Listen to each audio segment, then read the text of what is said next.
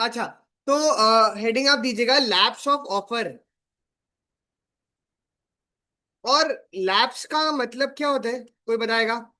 Offer जैसे खत्म हो जाता है उसको हम क्या बोलते हैं? ऑफर लैप्स कर गया। क्या कर गया? लैप्स। जैसे फॉर एग्जाम्पल, अगर कोई notice of revocation they they. Notice of revocation का मतलब लेटर भेज दे कि मेरे को अपना ऑफर को क्या करना है, रिवोक करना है, तो क्या वो अपना ऑफर रिवोक कर सकता है फिर? इसको हम क्या बोलेंगे? Lapse of offer. क्या बोलेंगे? सिमिलरली अगर टाइम खत्म हो जाए, क्या खत्म हो जाए? टाइम। जैसे अगर एक ऑफर 7 डेज के लिए दिया था, कितने टाइम के लिए? 7 डेज, और आपने 7 डेज में उसे एक्सेप्ट नहीं करा, तो ऑफर का क्या होगा फिर? वो ऑफर लैप्स कर जाएगा। क्या कर जाएगा? लैप्स कर जाएगा। तो इसमें हम लिखिएगा लैप्स ऑफ ऑफर में फर्स्ट एरो के अंदर by notice of revocation. Lapse of offer में फर्स्ट एरो के अंदर या फर्स्ट पॉइंट के अंदर आप लिखिएगा by the notice of revocation. अच्छा, अगर ऑफर में टाइम गिवन हो तो हमें ऑफर दो, उसी टाइम में एक्सेप्ट कर रहे हैं। पर अगर ऑफर में टाइम गिवन ना हो तो आपको एक रीजनेबल टाइम में एक्सेप्ट करना होता है। क्या करना होता है? तो देखो क्या लिखा है, the time for acceptance can lapse if the acceptance is not given within the specified time, और where no time is specified then within a reasonable time देना पड़ेगा। क्या करना पड़ेगा? Reasonable time. तो इसमें आप लैप्स ऑफ टाइम में ए पॉइंट लिखिएगा, the time for acceptance can lapse if acceptance is not given within specified time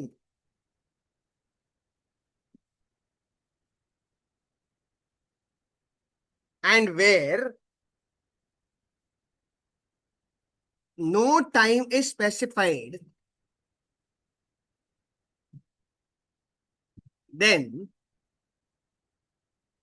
within a reasonable time।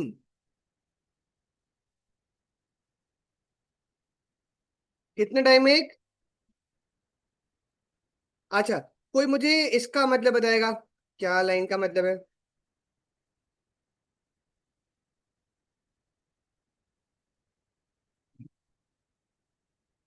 क्या लिखा है? The proposer should not be made to wait indefinitely. मतलब हाँ, ज्यादा wait नहीं करा सकते। आपके लिए मैक्सिमम जो एक स्पेसिफाइड टाइम है, या फिर आपके पास एक रीजनेबल टाइम है। तो अगले पॉइंट में लिखिएगा the proposer should not be made to wait indefinitely। Should not be made to wait indefinitely। और एक केस का नाम लिखिएगा, Ramsgate Victoria Hotel Company. Ramsgate Victoria Hotel Company versus मॉन्टेफेयर।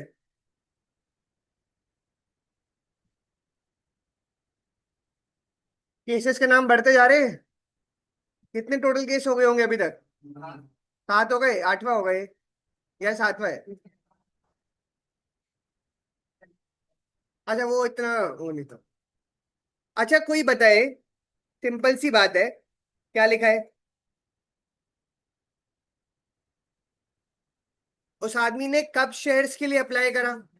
जून में। और कंपनी अलॉटमेंट नवंबर में कर रही है, सही है? या बहुत ज्यादा लेट है ये? बहुत ज्यादा लेट है, तो क्या ये वैलिड एक्सेप्टेंस मानी जाएगी, नहीं मानी जाएगी?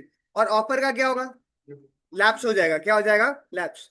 तो इसमें आप लिखिए केस में, a person who applied, direct है इसमें, जरा बोलिए, a person who applied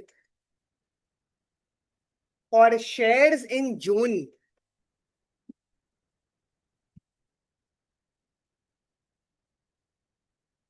was not bound in June, was not bound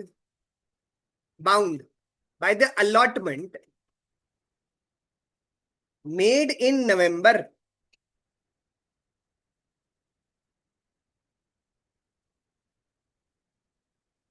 allotment कब हुई जिसकी, तो वो शेयर्स एक्सेप्ट करने की कोई जरूरत नहीं है। हाँ जी, तो लैप्स ऑफ ऑफर में हमने दो पॉइंट कौन से लिखे? पहला नोटिस ऑफ रेवोकेशन, और दूसरा हाँ टाइम। तीसरा लिखिएगा। और अब इस हेडिंग से आप मुझे मतलब शायद अब तो बताना स्टार्ट कर देना चाहिए। हाँ, और वो कंडीशन जो स्पेसिफाइड थी, इस वर्ड का मतलब प्रेसिडेंट। पहले उन्होंने पहले जो कंडीशंस रखी थी, अगर आपने उन कंडीशंस को फुलफिल नहीं करा, क्या नहीं करा, तो ऑफर रहेगा या लैप्स हो जाएगा। जैसे अगर ए ने बी को बोला कि मैं आपको अपना घर 5 करोड़ का बेचूंगा, कितने का, पर आपको उस केस में मेरे पास 1 करोड़ टोकन मनी देना पड़ेगा। क्या देना पड़ेगा? टोकन मनी क्या होता है? एडवांस टाइप का। हाँ, और अगर उसने वो टोकन मनी नहीं दिया तो ऑफर रहेगा, लैप्स हो जाएगा। लैप्स हो जाएगा। क्या हो जाएगा? Lapse.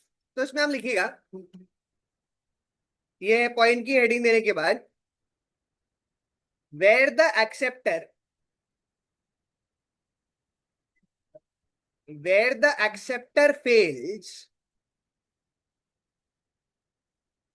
To fulfil a condition,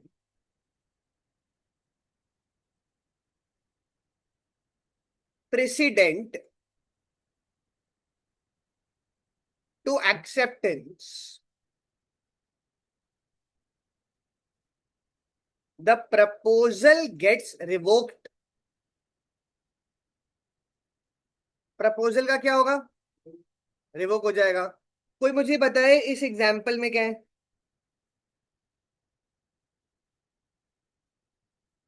ए ने बी को क्या बोला कि मैं अपना हाउस आपको कितने का बेचूंगा, अगर आप अपनी प्रॉपर्टी मुझे लीज पर दे दोगे। तो लीज पर देना मतलब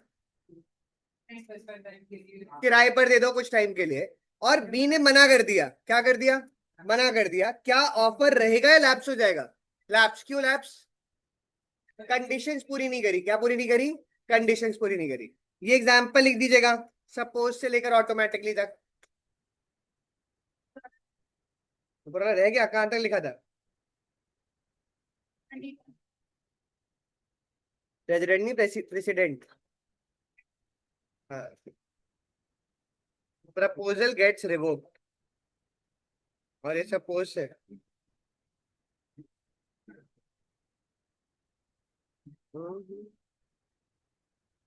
अरे ओके,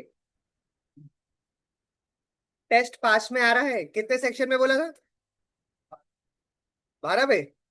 नहीं नहीं, मैंने कहा था जितना सैटरडे से पहले थर्सडे तक हो जाएगा।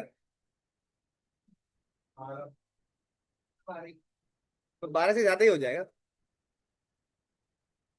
अरे अभी तक तो कुछ डेटा ही नहीं है। हाँ देखो, कॉन्ट्रैक्ट एक्ट का एक जनरल कॉन्ट्रैक्ट है, उसमें 1 से 75 तक के सेक्शन है। फिर उसके 1 to 75। हाँ, और ये 24 नंबर के है। फिर स्पेशल कॉन्ट्रैक्ट आता है, वो 124 से स्टार्ट होता है आगे जाके। कह रहा रहने दो। टोटल फाउंडेशन के अंदर कॉन्ट्रैक्ट में 266 है, पर आपके कोर्स का पार्ट नहीं है इतने ज्यादा सेक्शन। हाँ,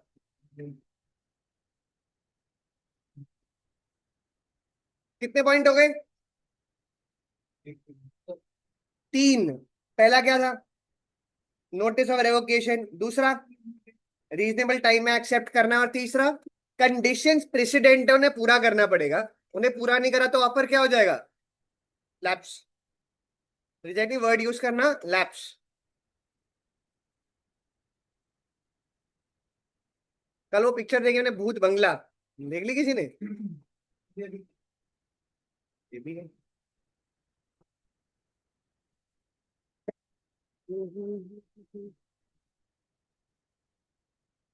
सर 1 मिनट, प्रीवियस लाइन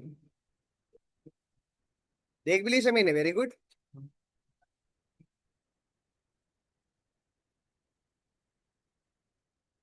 लिख दिया। हाँ, तो कितने हो गया पॉइंट? 3। चौथे पॉइंट पर आइएगा, बाय डेथ और इनसैनिटी। अच्छा मेरी बात सुनना। सपोज करते हैं ए ने, अच्छा एक बार ध्यान से, ए ने बी को एक ऑफर करा कि वो अपना प्रॉपर्टी उसे 15 करोड़ की बेचना चाहता है। वो एक घर कितने का बेचना चाह रहा है? 15 करोड़ का। अभी तक बी ने एक्सेप्ट नहीं करा था, और ए की डेथ हो जाती है। क्या हो जाती है? डेथ।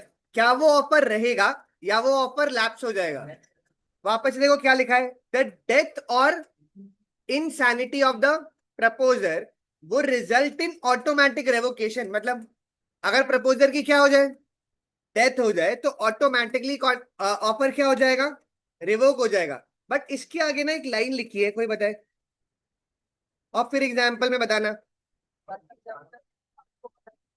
अगर एक्सेप्टर को पता चल गया उसकी डेथ हो गई है और उसके बाद भी एक्सेप्ट कर लेता है तो वो नहीं माना जाएगा। वो कब माना जाएगा? अगर उसकी नॉलेज में डेथ का नहीं है तो उस केस में एक्सेप्ट हो जाएगा, अदरवाइज ऑफर क्या हो जाएगा? लैप्स करेगा। क्या करेगा? लैप्स। और कोई मुझे ये बताए, ये तो हमने पढ़ा था।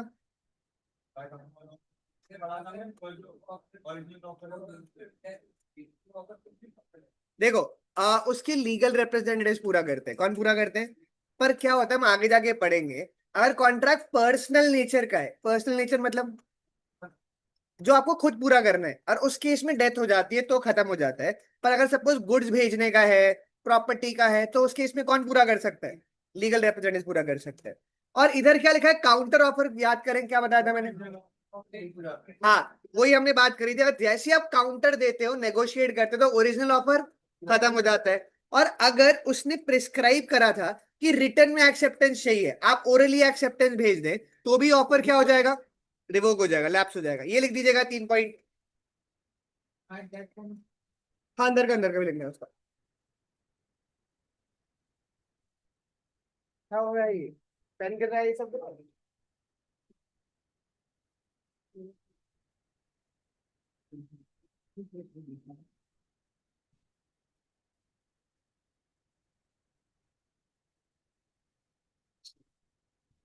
टेस्ट की तैयारी ऑन है सबकी? हाँ।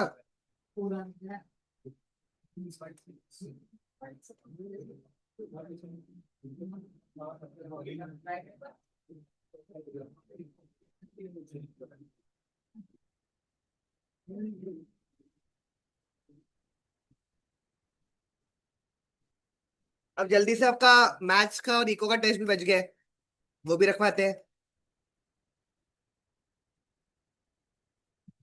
मैथ्स में अभी तक कितने चैप्टर हो गए? एक होने वाले। लॉ में एक चैप्टर खत्म करते करते बहुत टाइम लग जाएगा। पर ये आपके कोर्स का हाफ है।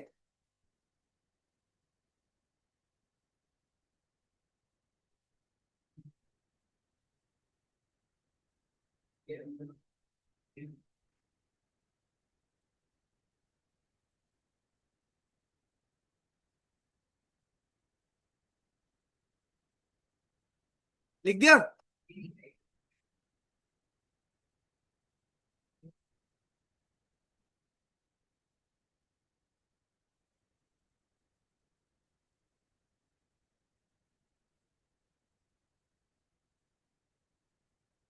आज थोड़े बच्चे छुट्टी पे लग रहे हैं।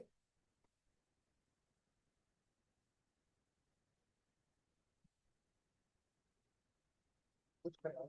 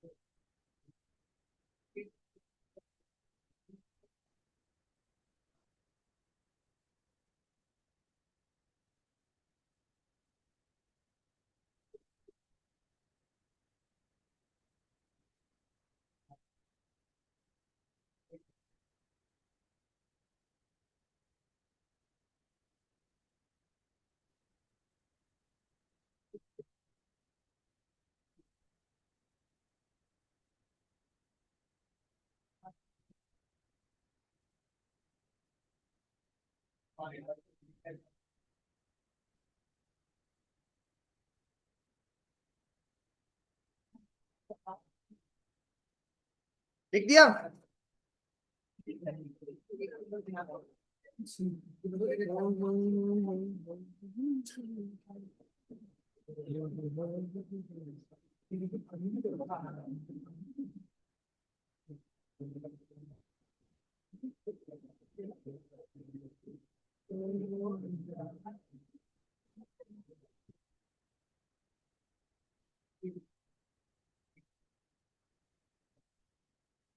हाँ, इधर लास्ट में ही आप ये ना हेडिंग देकर सेक्शन इसमें कौन से कवर हो रहे हैं। सेक्शन 3 किसका है? देखें, कम्युनिकेशन का है। 4 हमने बात करी थी, अगर आपको याद हो, कम्युनिकेशन व्हेन कंप्लीट। 5 किसका आया? रेवोकेशन का बात करी। प्रपोजल एक्सेप्टेंस की 6 हाउ मेट, अभी हम पढ़ रहे थे जो लैप्स ऑफ ऑफर जिसको बोलते हैं। 7 आपको याद हो, acceptance must be absolute and unqualified की बात करी थी। 8 कहां पर आया था? ढूंढो ढूंढो, कंस्टिट्यूशन में था।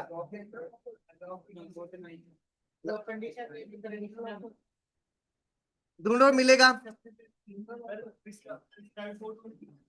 जनरल ऑफर, आप भाई जनरल ऑफर पर जाइएगा।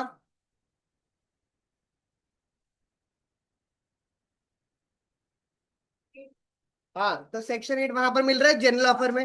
हाँ, और सेक्शन 9 किसका है? वो याद करो, एक्सप्रेस्ड और इम्प्लाइड का वो आया था। एक जगह पर ये सेक्शन लिख लो, आपको याद करने के लिए आसानी हो जाएगी। तो आप ऐसे करके आप लिख दो, sections covered under this unit. First नहीं, पर मतलब मेरे लिए फर्स्ट वाली खत्म हो जाती है, आईसीआई के हिसाब से नहीं। हाँ, ये वाले सारे सेक्शंस।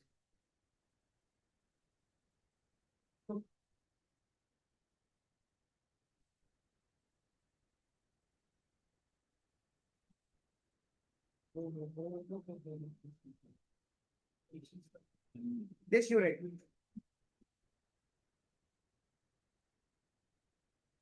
10 किसका था?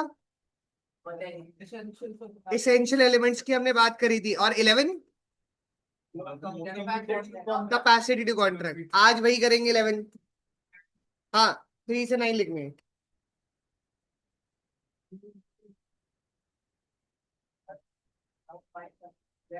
साउंड माइंड का 12 है। अनसाउंड माइंड मत याद रखना, वो साउंड माइंड का है। किसका है? साउंड माइंड का।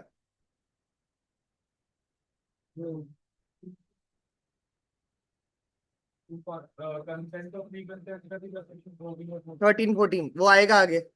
अभी तक हमने उसके बारे में हल्का हल्का पढ़ा है, अब वो डीप में जाएंगे उसमें। हाँ हाँ, 14 सेक्शन है उसका, फ्री कंसेंट।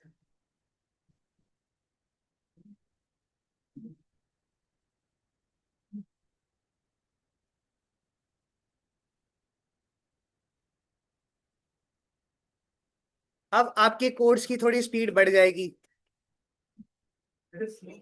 हाँ, अब ये स्लो था। हाँ, अब आपका थोड़ा एक्स्ट्रा टाइम लगाना आप चालू करने का टाइम आ गया है। पहले 15 दिन आपको दे दिए कि थोड़े मजे कर लो।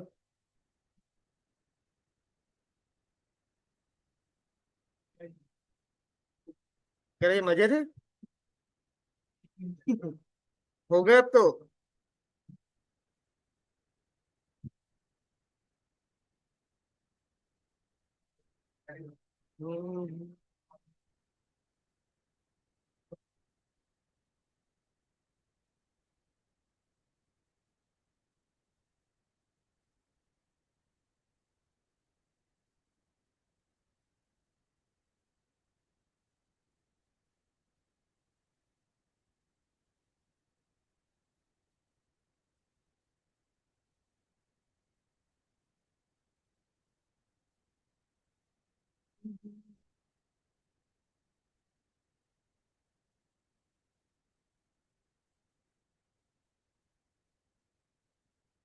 कौन से थे, कौन से सेक्शंस? 3 से लेकर 9। 2A किसका था? ऑफर टू बी, एक्सेप्टेंस का टू डी, आया नहीं था अभी तक, बताया नहीं, कंसिडरेशन होता है। हाँ, टू एच, कॉन्ट्रैक्ट का two G, void agreement two J, और टू आई वॉइडेबल का है। अभी देखते हैं कितने आगे तक याद रखते हूँ। जब 1 से 75 हो जाएंगे तो हम एक क्विज करेंगे। हाँ, विनर को शाबाशी, और जिसने नहीं करा, हाँ, उसका पनिशमेंट लिख दिया ना। अच्छा, पुरानी पनिशमेंट बाकी है अभी। हाँ, बहुतों की बाकी है। वो अपने आप ही कह रहा है मैं कर दूंगा।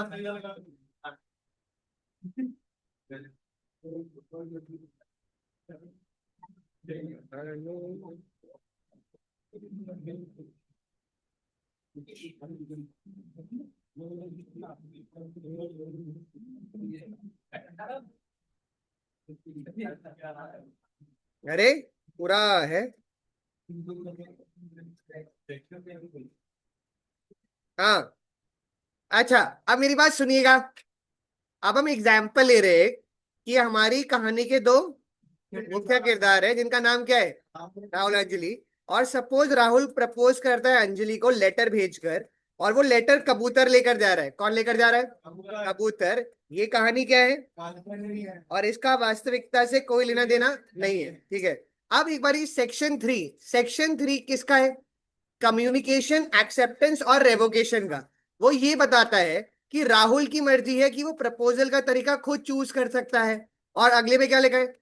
अंजलि की मर्जी है कि वो कैसे एक्सेप्ट करे, और रिवोक करने का तरीका भी दोनों डिसाइड कर सकते हैं। ये कौन से सेक्शन में है?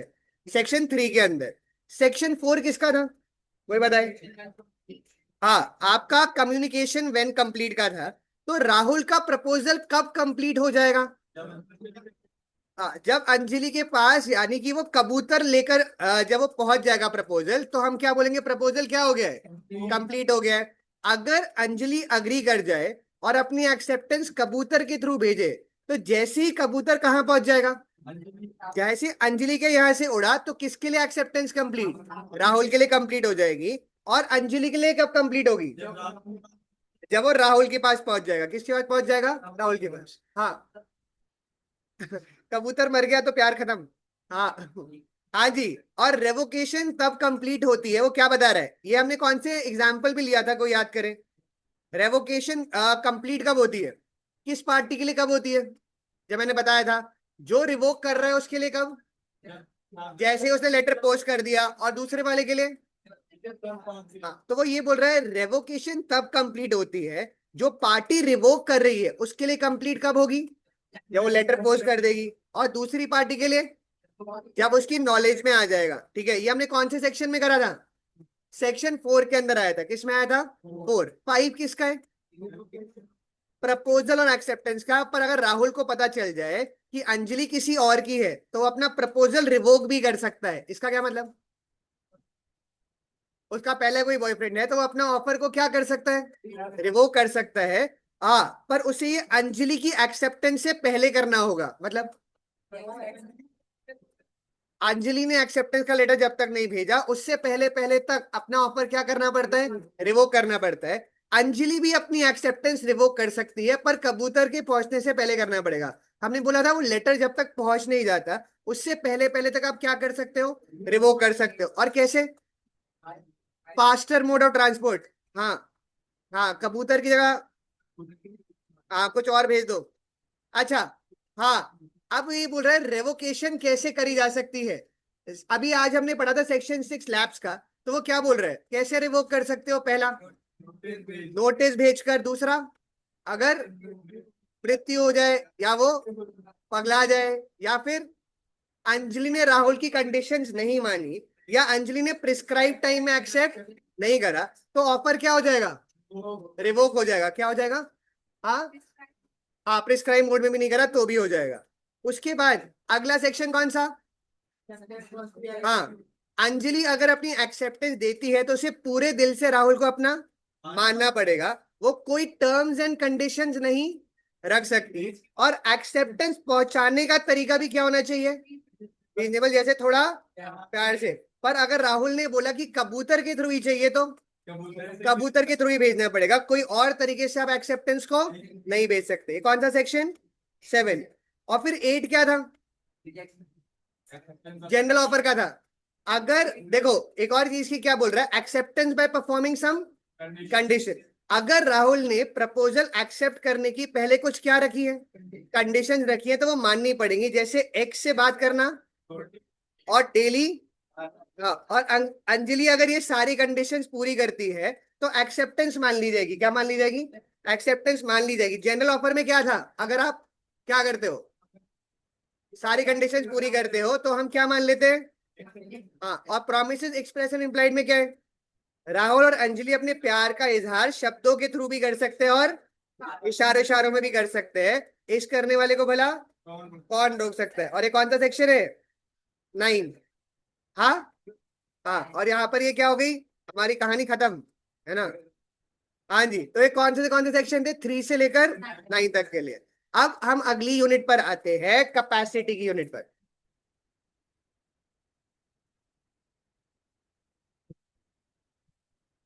हाँ जी, तो सब एक हेडिंग दीजिएगा उसके बाद, कैपेसिटी टू कॉन्ट्रैक्ट।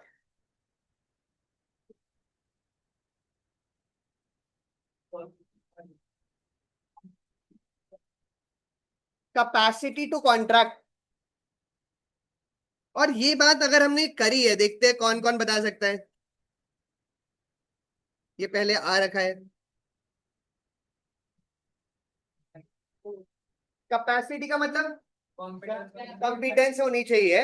और ये एक क्या है, एसेंशियल एलिमेंट है। तो इसमें आप, हाँ, कॉन्ट्रैक्ट का हमने पढ़ा था वहां पर, तो इसमें आप लिखिएगा, capacity refers to the competence of the parties to make a contract, and it is one of the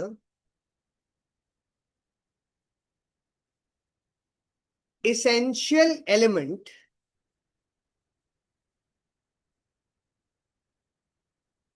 to form a valid contract, element to form a valid contract।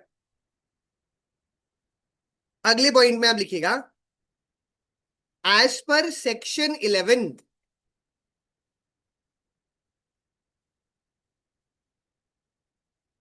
every person is competent to contract, every person is competent to contract। और उसके बाद 3 arrows में आपको ये बताना, देखिए क्या लिखा है, हमने पहले भी बात करी है। वो मेजर होना चाहिए, साउंड माइंड का होना चाहिए, और लॉ के थ्रू वो डिस्क्वालिफाइड नहीं होना चाहिए, तभी वो कॉन्ट्रैक्ट में एंटर कर सकता है। वापस से क्या हो, मेजर हो, साउंड माइंड का हो, और लॉ के थ्रू डिस्क्वालिफाइड ना हो, तभी वो किस में एंटर कर पाएगा, कॉन्ट्रैक्ट के अंदर।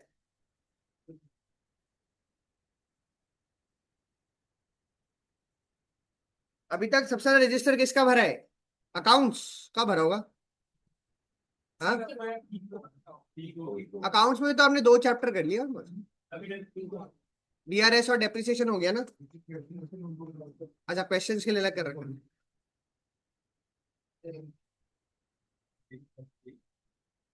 अकाउंट्स 11 12 जैसी है, उससे आसान है, ठीक है, वैसा लेवल ही है, सेम अभी तक बढ़ेगा।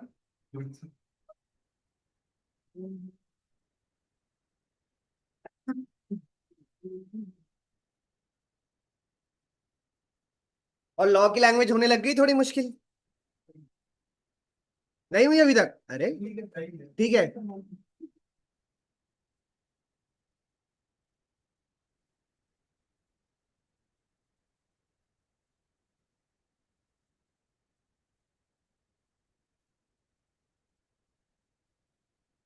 तो कॉन्ट्रैक्ट में एंटर करने के लिए क्या होना चाहिए, मेजर, फिर साउंड माइंड और नॉट डिस्क्वालिफाइड वाले।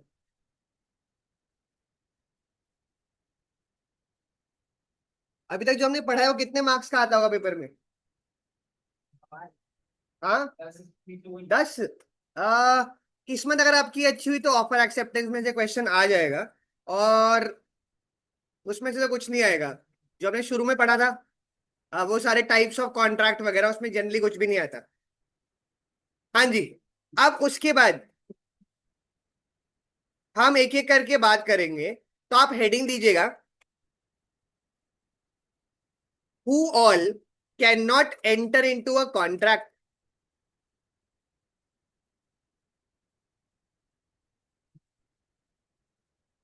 Who all can not enter into a contract.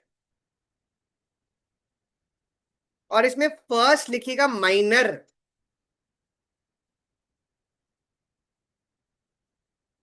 फिर एक एक करके बात करेंगे।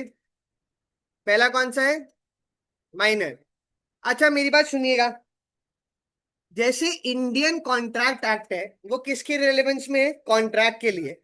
ऐसे ही एज ऑफ मेजोरिटी डिसाइड करने के लिए एक एक्ट है जिसका नाम क्या है? The Indian majority act. और द इंडियन मेजोरिटी एक्ट ये बोलती है कि जैसे ही कोई इंसान कंप्लीट कर लेता है 18 साल की एज, कितने साल की एज? 18 साल की, उसे मेजर मान लिया जाएगा। क्या मान लिया जाएगा? मेजर। बट यहां पर ध्यान रखना, हम इधर कॉन्ट्रैक्ट के नेचर में बात कर रहे हैं। किसके नेचर में? पर आजकल कई ऐसी एक्ट भी आ गई हैं कि अगर आप 16+ हो, कितनी एज से? 16 से ऊपर हो, और आप कोई बड़ा क्राइम कर देते हो जैसे मर्डर, रेप, तो आपको मेजर जैसे ही ट्रीट करते हैं। कैसे ट्रीट करते हैं? मेजर के जैसे ही ट्रीट करते हैं। एक वो निर्भया का केस हुआ था, 8-10 साल पहले या उससे पहले हुआ होगा। उसमें एक जो लड़का था, वो एक माइनर था, ठीक है? हाँ, 17 या 16 की एज का था। और उसको फिर उस टाइम पर छोड़ना पड़ा था। क्यों? हाँ, पर उसके बाद से लॉ को चेंज करा गया, और अब उन्होंने बोला अगर आप कितनी एज की प्लस है, 16 के प्लस है, तो उस केस में आपको मेजर जैसे ट्रीट कर लेंगे, अगर इतने बड़े क्राइम में आप इन्वॉल्व हो तो। अच्छा, उसको क्या करा होगा वैसे उसके साथ? क्या लगता है? हाँ, पहले उसको जुवेनाइल कोर्ट भेजा, जुवेनाइल होम। क्या होता है वो? हाँ, बच्चों के लिए वो ये होता है, 17-18 तक वो वहां रहा। उसके बाद हाँ, ये तो दे नहीं सकते ना, लॉ में था ही नहीं। हाँ, क्या करा होगा, क्या लगता है? चलो दिखाता हूँ, हैरान होने वाले हैं आप। उस टाइम पर चीफ मिनिस्टर था अरविंद केजरीवाल।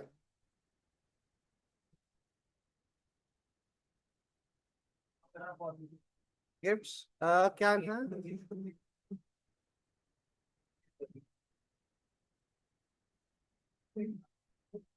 क्या लिखा है?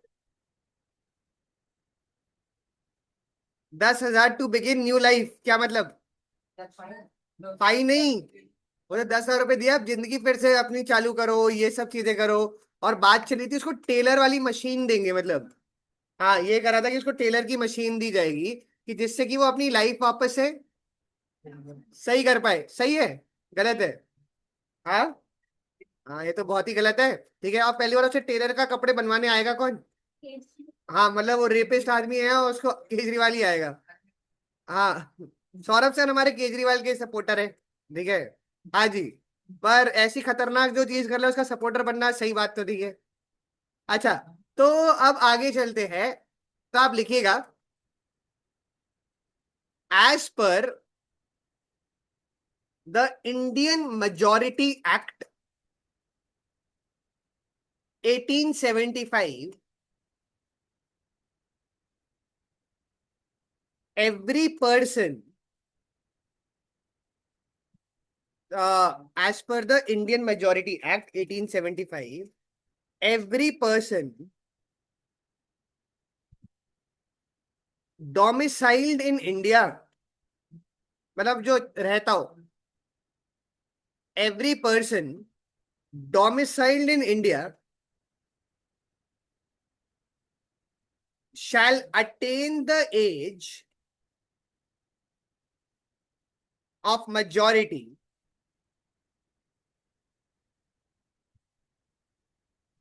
on the completion of 18 years of age and not before. क्या मतलब? अगर कोई 17 साल और 366 डेज का है तो हाँ, हो गया 18। पक्का? एक साल में कितने दिन होते हैं? पक्का? ज्यादा नहीं होते? अच्छा नहीं, अरे साल नहीं पता तुम्हें कितने दिन? बस पक्का सबका ये आंसर है? गलत है। इतने दिन होते हैं?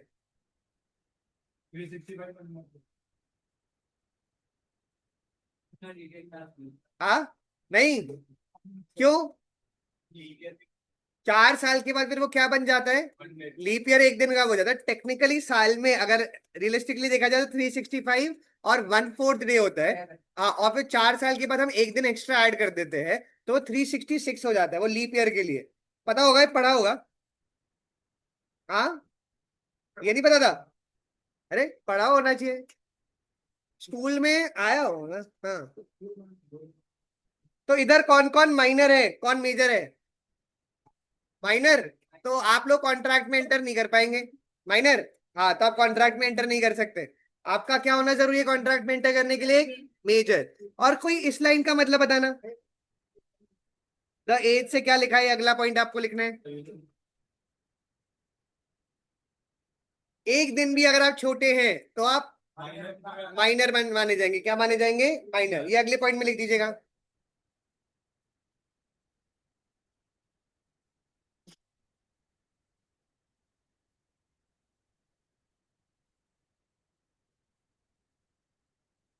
एक जो यंगेस्ट जिसने सीए करा है वो 19 साल की है लड़की। हाँ, 19 साल। 19 साल में करना तो मुश्किल है, पर कैसे हुआ होगा? उसको कहीं ना कहीं उसकी एजुकेशन जल्दी स्टार्ट हुई होगी। आपका कई जगहों पर ना, जैसे स्मॉलर सिटीज में अभी भी डबल प्रमोशन भी दे देते हैं। ये क्या होता है डबल प्रमोशन? एक क्लास जंप करवा दी, वो कर दिया। मेरी कजन के साथ भी था, वो फोर्थ में थी, उसका इतना अच्छा था, उसको सिक्स्थ में डायरेक्टली वो कर दिया था। तभी हो सकता है, अदरवाइज तो हो ही नहीं सकता। पर वो सीए नहीं मानी जाएगी। जब तक आप 21 साल के नहीं हो जाते तब तक आप सीए नहीं माने जाते। हाँ, नहीं मतलब आप जॉब स्टार्ट कर सकते हो, सब कुछ कर सकते हो, आपको डिग्री नहीं मिलेगी। हाँ, ऑडिट भी नहीं कर पाओगे। हाँ, आपके पास साइनिंग अथॉरिटी नहीं है। प्रिपेयर कर सकते हैं, वो स्त्री है, कुछ भी कर सकती है। हाँ जी। उसके बाद एक सब हेडिंग ही लिखिएगा माइनर के अंदर, law relating to minors agreement slash position of minor. Agreement slash position of minor. और माइनर के साथ अगर आप किसी भी अग्रीमेंट में एंटर करते हो, वो वॉइड एब इनिशियो है। क्या है वॉइड एब इनिशियो? मतलब क्या था? Void from the very beginning, उसकी कोई लीगल वैलिडिटी नहीं होगी। तो आप ये लिख दीजिएगा, law relating to minors agreement. और इसमें फर्स्ट पॉइंट लिखना, an agreement made with or by minor is void ab initio. Agreement made with or by minor is void ab initio.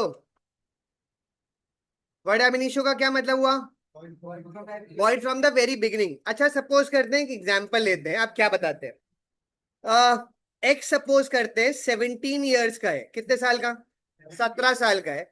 वो जाकर ए के साथ एक कॉन्ट्रैक्ट में एंटर करता है कि मैं अपनी प्रॉपर्टी आपके पास मॉर्गेज कर रहा हूँ। मॉर्गेज कर रहा हूँ मतलब गिरवी रख रहा हूँ, और आप मुझे 10 लाख का लोन दे दीजिए। कितने का लोन दे दीजिए? 10 लाख का। उसने लोन दे दिया, सब कुछ हो गया।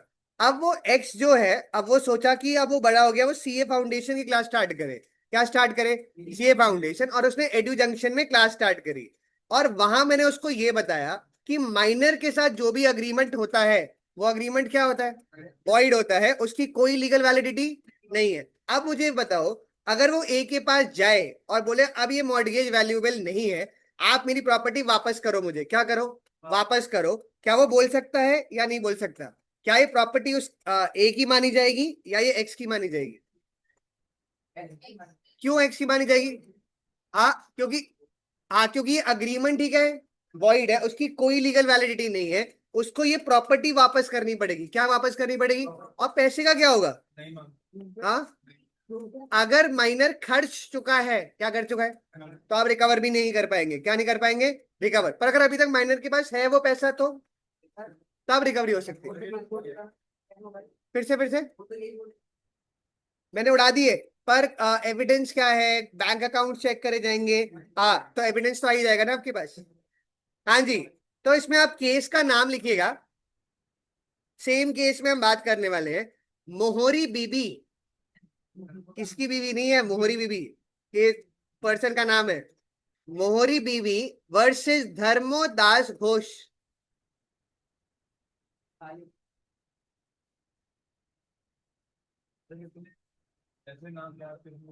मुश्किल है। देखो, आ, जो कोई ये थोड़े लैंडमार्क केसेस है, लैंडमार्क मतलब बड़े फेमस जो केसेस है, वो वाले जो वन वन लाइनर वाले आते हैं ना, वो चाहे आप याद ना भी करो तो चल जाएगा। पर जिसमें फैक्ट ऑफ द केस आ रहे हो, क्या आ रहे हो, फैक्ट ऑफ द केस, उसको तो जरूर आपको कोशिश करनी। इसमें फैक्ट है, तो इसमें आप लिखिएगा fact of the case.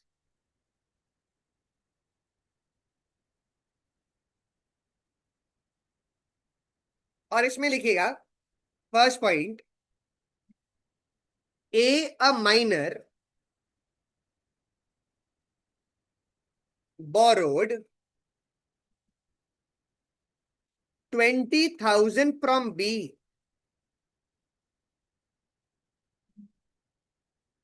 and gave his property as a security. Gave his property as a security.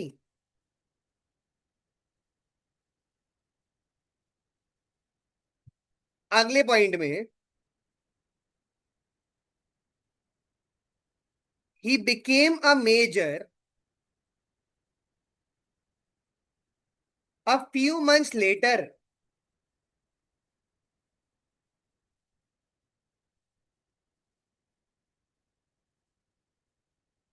and filed a suit that the mortgage during his minority, mortgage क्या होता है, गिरवी रखना, during his minority was void and it should be cancelled. क्या हो जानी चाहिए? Mortgage cancel होगी, कैंसिल या नहीं होगी? हाँ, फिर आप डिसीजन के अंदर ये लाइन लिख दीजिएगा,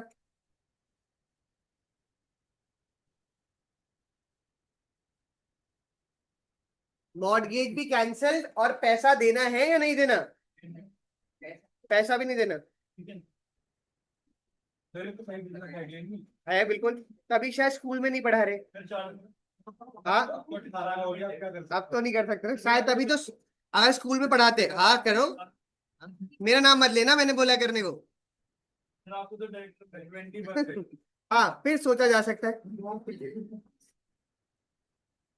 पर देखो, मेरा हमेशा मानना है, फ्रॉड करो तो बड़ा, छोटा मोटा फ्रॉड करके मजा नहीं आता। अब अगर फॉर एग्जाम्पल खबर आए अखबार में, 1,000 रुपए चुराते हुए सीए दुष्यंत शर्मा मिले, तो अच्छा नहीं लगेगा ना।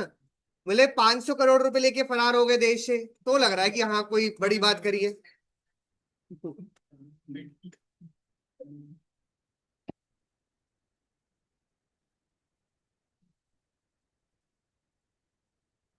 अच्छा, क्या माइनर कभी इंसॉल्वेंट हो सकता है?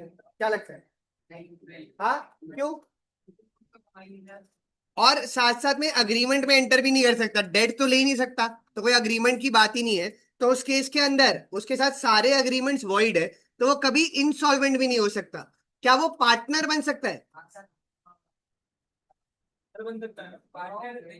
मैंने बताया था, एक बात ध्यान से। हाँ, माइनर जो होता है आपने स्कूल में पढ़ा होगा पार्टनर के केस के अंदर, कि minor can not be a partner but he can be admitted to the benefits of the partnership. क्या मतलब? पर लॉसेस में उसकी कोई लायबिलिटी नहीं है। एक बात खुद सोचो, उसके साथ अग्रीमेंट वॉइड एब इनिशियो है। पार्टनरशिप किससे बनती है? अग्रीमेंट से ही बनती है, और अग्रीमेंट में वो एंटर कर ही नहीं सकता, तो वो पार्टनर नहीं बन सकता। बट वो किसके लिए एंटर कर सकता है? प्रॉफिट्स के लिए, बेनिफिट्स के लिए। कोई मुझे सेकंड और थर्ड पॉइंट बताए, क्या लिखा है? माइनर कभी क्या नहीं बन सकता? Insolvent as he is incapable of contracting debts. मतलब डेट ले ही नहीं सकता, तो कॉन्ट्रैक्ट में एंटर ही नहीं कर सकता। और minor being incompetent to contract can not be a partner. क्या नहीं बन सकता? Partner. But he can be admitted to the benefits of partnership. मतलब किस में एंटर कर सकता है? बेनिफिट्स के लिए। ये दोनों पॉइंट लिख दीजिएगा। ये तो स्कूल में भी था पार्टनरशिप में। पार्टनरशिप थी तो स्कूल में। अब पार्टनरशिप साइंस में थे तुम, फिर पार्टनरशिप नहीं पढ़ी? एक तो 11th में बीएसटी में थी, 11th में बीएसटी में थी, 12th के अंदर अकाउंट्स के साथ थ्योरी में पार्टनरशिप है। हाँ, पर अब पढ़नी पड़ेगी। फाउंडेशन में आपके अकाउंट्स के पेपर में करीब 20 नंबर तक की थ्योरी आ जाती है। सीएस में तो और आएगी। सीएस में तो हो सकता है 40 नंबर तक की आ जाए थ्योरी।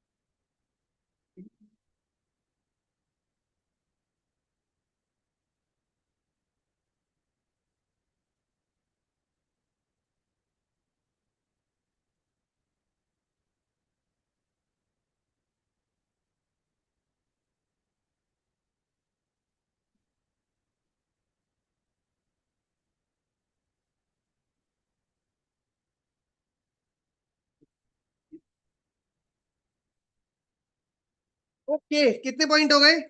तीन। अच्छा, चौथे पॉइंट पर आइएगा। और इसमें लिखिएगा minor can be an agent. अब मेरी बात सुनना इधर ध्यान से। सपोज करते हैं, क्या मुकेश अंबानी अपनी वर्ल्ड वाइड सारे काम खुद कर सकता है, या उसे कुछ एजेंट्स भी अपॉइंट करने पड़ते होंगे? एजेंट का क्या मतलब, जो उसके उसको रिप्रेजेंटेटिव उसकी बिहाफ पर काम करे। जैसे सपोज यूएस में बिजनेस चल रहा है, जर्मनी में चल रहा है, हर जगह वो प्रेजेंट होगा? नहीं हो सकता। उसकी जगह उसके एजेंट भी काम करते हैं। कौन काम करते हैं? एजेंट। क्या उसका एजेंट कोई माइनर हो सकता है या नहीं? क्या लिखा है?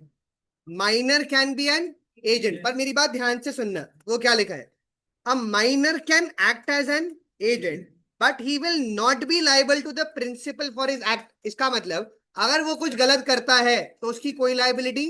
सपोज करो मुकेश अंबानी ने एक 21 ईयर ओल्ड को अपना एजेंट बनाया और उसने कुछ गड़बड़ करी, क्या वो लाइबल होगा? होगा। पर मुकेश अंबानी ने 14 ईयर्स के बच्चे को अपना एजेंट बना दिया, उसने कुछ गलत करा तो ना, उसकी कोई लाइबिलिटी नहीं होगी। तो इसमें आप लिखिएगा minor can be an agent. ये हेडिंग दे दिया ना? हाँ, तो इसमें आगे लिखिए, sorry, but he will not be liable to his principal. Principal कौन होता है? जो उसको अपॉइंट करता है उसको प्रिंसिपल बोलते हैं। क्या बोलते हैं? प्रिंसिपल। और जो काम कर रहा है उस प्रिंसिपल के लिए उसको एजेंट बोलते हैं। क्या बोलते हैं? Agent. Not be liable to his principal for his act.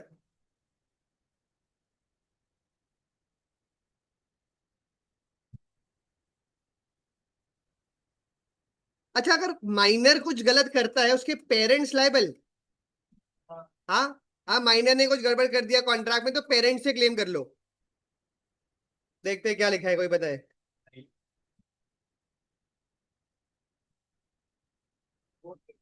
हाँ, नहीं वो है, पर इधर ये वाली बात नेगोशिएबल वाली अलग बात है। इधर वाली बात पर वो क्या बोल रहा है? An infant is not capable of binding his parents. क्या मतलब?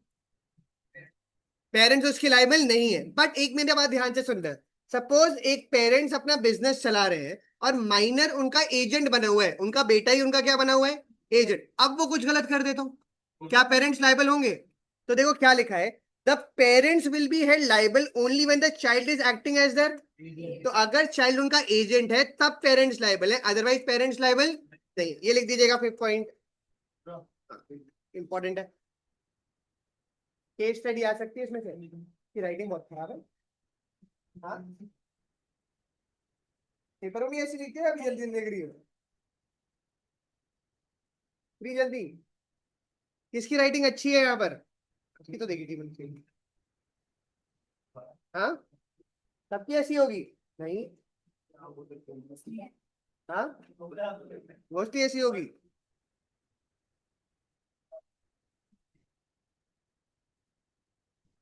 मैं तो अपनी राइटिंग बाद में ठीक करी है, स्कूल के टाइम में तो खराब बहुत ज्यादा होती थी।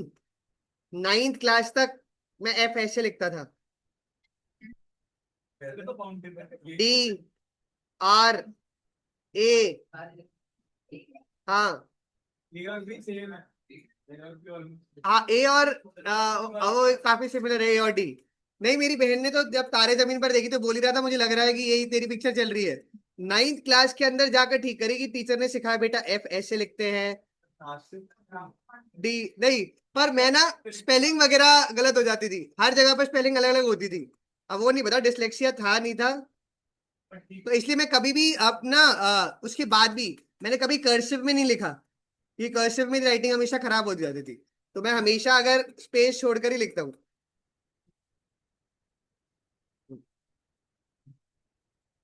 सौरभ सर की राइटिंग अच्छी है,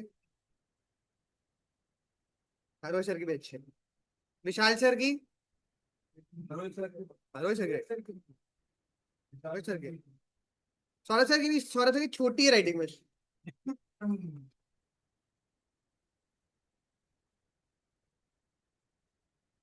सौरभ सर अपने स्कूल में एक बार बहुत बुरा पिटे थे। स्कूल में क्या हो गया, वो फर्रे लेकर गए पेपर में, पता नहीं कौन से सब्जेक्ट का, और शायद अकाउंट्स का ही था, कौन सा था पता नहीं। फर्रे ले गए। हाँ, 11th में थे ना जब, ठीक है। फर्रे लेकर गए। अब क्या हुआ, टाइम अप हो गया। अब क्या करोगे, अगर आपके इन्विजिलेटर आ रही है, फर्रे आपके पास है, तो आप बचने के लिए क्या करोगे? सर ने और दिमाग चलाया, वो जो पेपर होता है ना, उसी में पर्रे डाल दिए और उसको स्टेपल कर दिया, मतलब क्या कर दिया उस पर। उनको लगा वो टीचर स्टेपल को ओपन नहीं करेगी, उसने स्टेपल ओपन कर दिए और क्या मिल गए सर के सारे पर्रे मिल गए। फिर उनको अनाउंसमेंट हुई, गेम्स खेल रहे होंगे स्पोर्ट्स की, जब खेल रहे थे कि प्रिंसिपल ऑफिस में आओ, ठीक है। सर को लगा ऐसे ही बुला रहे हैं, सर गए, वहां पे 10-12 कम से कम चाटे लगे सर के, ठीक है, कम से कम इतना। हाँ हाँ हाँ, वो खुशी हो। सौरभ सर के स्कूल के दोस्त तो और अतरंगी थे। सौरभ सर को एक बारी टाइफाइड हो गया था, और टाइफाइड ही था, 10-15 दिन स्कूल नहीं गए। बच्चों ने फैला दिया इनको एड्स हो गया है। हाँ हाँ स्कूल के बच्चों ने फैला दिया सर को एड्स हो गया, और जो भी जब सर स्कूल पहुंच रहे हैं, बच्चे दूर दूर घूम रहे हैं सर से। फिर बाद में पता चला। हाँ हाँ जी, तो कितने पॉइंट हो गए? 5। पहला, वॉइड अब इनिशियो।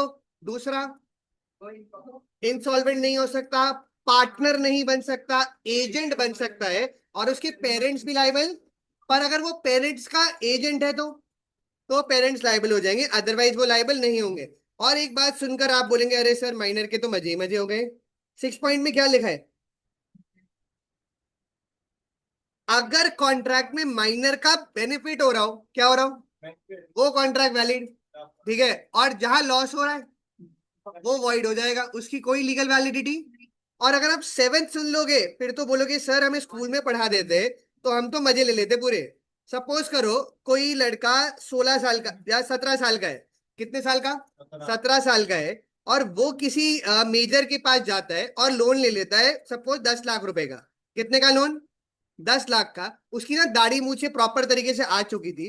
वो उस बंदे को ये शो करता है कि मैं 20 साल का हूँ। कितने साल का हूँ? हाँ, वो कितने साल का? 17 साल का। जब मेजर पैसे लेने आया तो उसने उसको गाना सुनाना चालू कर दिया कि मैं छोटा बच्चा था, बड़ी शरारत करता था, मुझे कोई नहीं पकड़ सकता। क्या उसे पकड़ा जा सकता है? या वो ये बोलकर बच सकता है कि मैं तो माइनर हूँ? बोल के वो बच सकता है कि मैं तो क्या हूं, एक माइनर हूं। वो हमेशा प्लीड कर सकता है कि मैं तो क्या हूं, एक, चाहे उसने क्या शो करा था। वो 20 साल का है, उससे फर्क नहीं पड़ता, वो क्या माना जाएगा? माइनर ही माना जाएगा। क्या माना जाएगा? माइनर। हाँ जी। क्या लगता है स्कूल में पढ़ते तो हाँ तो मजे आ जाते। हाँ, बहुत फायदा मिलता। हाँ जी। छठा पॉइंट लिखिएगा। हाँ, पीट सकते हैं, पीटने में कोई दिक्कत नहीं है, पैसे ना दे पर हो तो इसमें आप लिखिएगा, minor can be a beneficiary, minor can be a beneficiary और can take benefits, minor can be a beneficiary और कैन टेक बेनिफिट्स, अरे बातें नहीं, benefits out of a contract.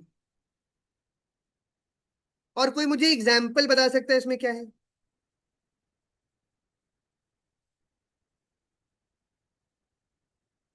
एक चेक या प्रोमिसरी नोट से माइनर को पैसे मिल रहे थे, क्या वो वॉइड है या वैलिड है?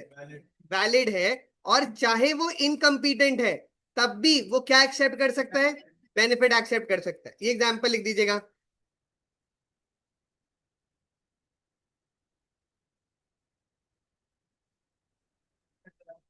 जरूरत तो नहीं चेक कर। हाँ, एग्जाम्पल लिखने। अब शुरू से लॉ में आधा एक पेज तो लिख ही चुके हैं, पढ़ने के लिए ज्यादा है नहीं टेस्ट में, है ना।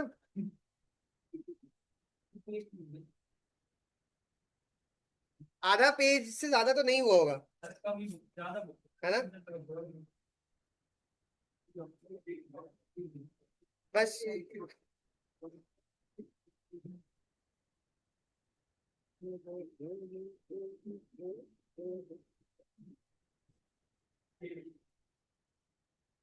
संडे के दिन क्या करते हैं बच्चे? पढ़ाई करते हैं।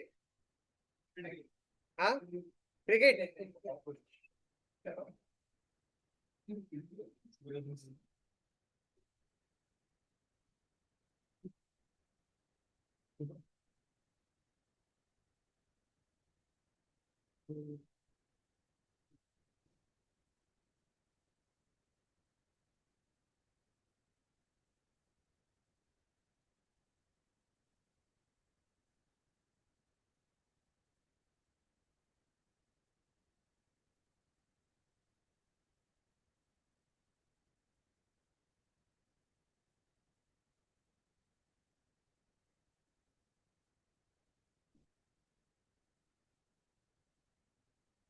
लिख दिया।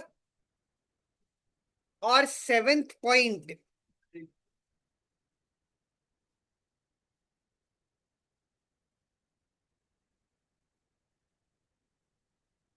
आज कितने पेज लिख लिए अभी तक? आधा, 2 लाइन? तब एकदम ठीक गए बच्चे। कितने, 5 बस?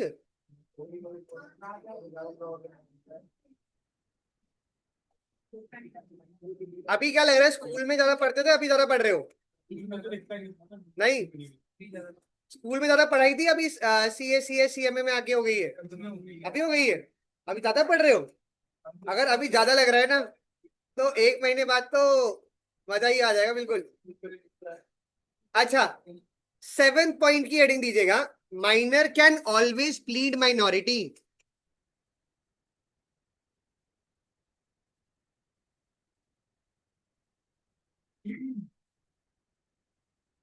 प्लीड माइनॉरिटी मतलब अगर अपनी डिफेंस में हमेशा क्या बोल सकता है कि वो क्या है, माइनर है। तो इसमें आप लिखिएगा,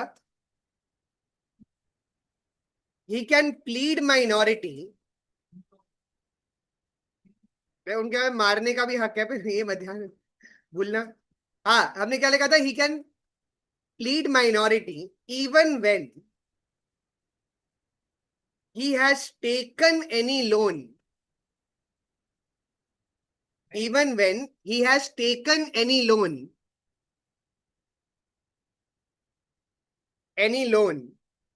by falsely representing,